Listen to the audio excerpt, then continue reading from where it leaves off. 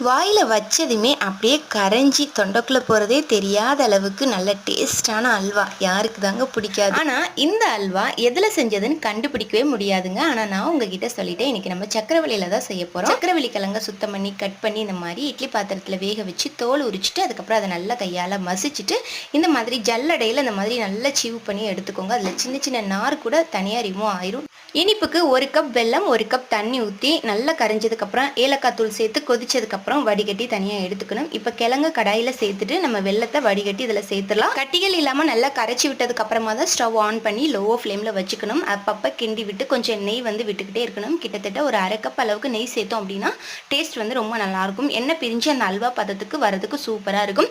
கடாயில் ஒட்டாத ஸ்டேஜ் வர்ற டைமில் நம்ம கொஞ்சம் முந்திரியை நெய்யில் வறுத்துட்டு அப்படியே டேரெக்டாக உள்ளே சேர்த்து நல்லா மிக்ஸ் பண்ணிவிட்டு ஸ்டவ் ஆஃப் பண்ணிவிட்டு எடுத்து சர்வ் பண்ணுங்க. டேஸ்ட் ரொம்ப நல்லா இருக்கும். சூடாக சாப்பிட்டா இன்னும் சூப்பராக இருக்கும். ட்ரை பண்ணி பாருங்க.